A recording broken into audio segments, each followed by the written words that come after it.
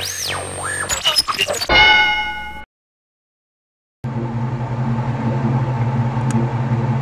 after looking at this, and if you watch my videos, you would probably go, oh, it's just another video of his 96 Mustang GT.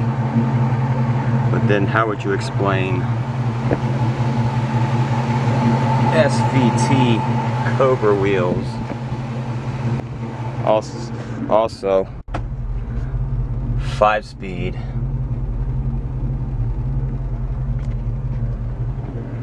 And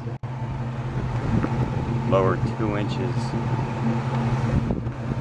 Well, I did it again. I traded my 96 Mustang GT Auto for this 1998 Mustang GT 5-speed. I'm going to tell you something right now, this thing is in really good shape.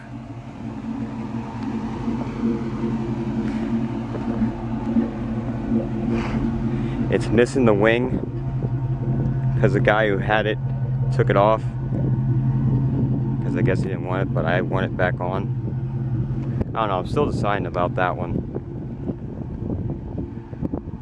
People are saying they look better without it, but I kind of like it. As you can see, she's in pretty good shape. The paint's not that bad. There are parts that are worn on it and faded. I don't know if the camera will pick it up. Yeah, you'll see that it's faded right there. The guy who I traded, well, not that's another story in itself, but the guy who got rid of it, he buffed it right before he got rid of it. You got some flick in here, a little bit worn there too. But you guys say, all in all, the thing is in really good shape. Underneath as well, it's spotless. I don't know if I can really get a view of it. But there is no rust on here, just like the 96. It doesn't have headers, but it's got a good Flowmaster exhaust system on it.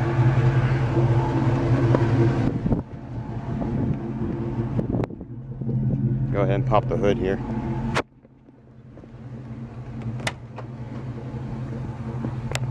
Yeah, there's a chip right there on the hood, but I can fix that. No problem.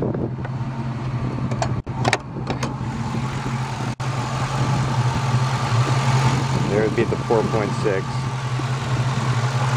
Got an aftermarket induction. The guy tells me it's K&N. I haven't really looked into it. See what the filter looks like yet, but got an aftermarket that. It's just had a stage 2 clutch kit put in it, and it's got about 1,000 miles in it, so it's pretty broken in. But I'll tell you something, it is a bitch to press in.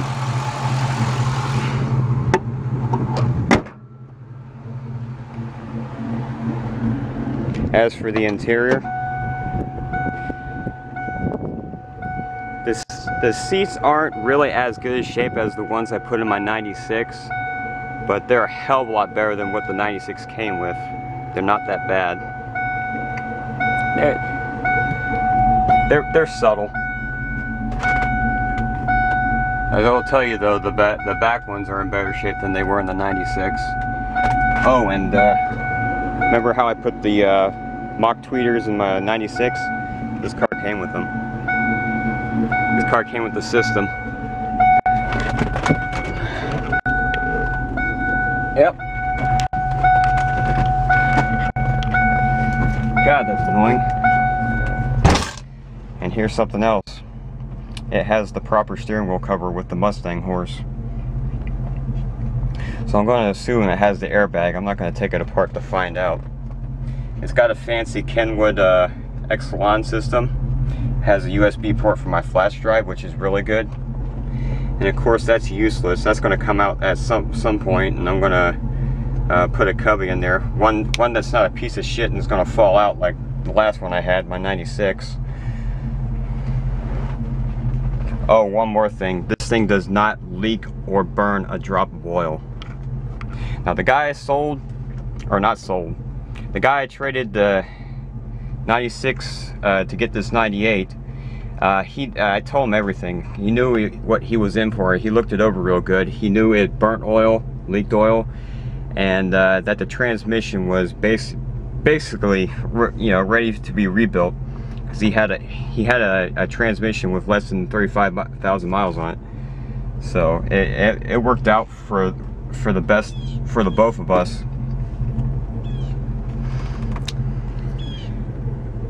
Yeah, and so yeah, I'm super stoked.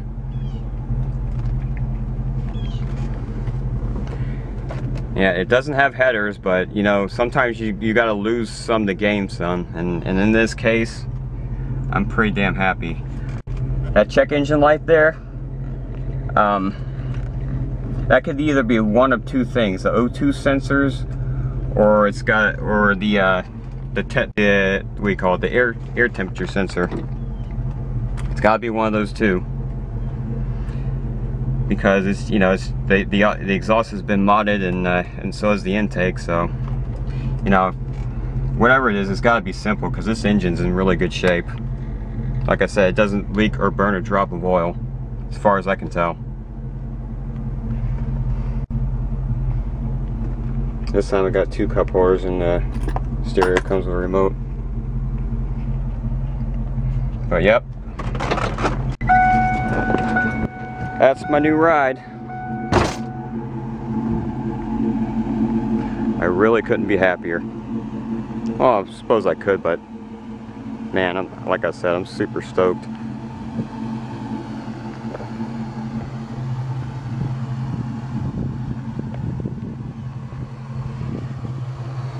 It's got aftermarket headlights, and they do work really good. I do like them.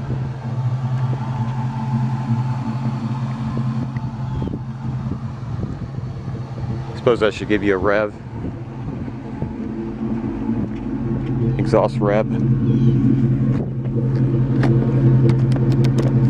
Since I do have Flowmasters, and if my camera will freaking stand up on its own. Come on. Stay.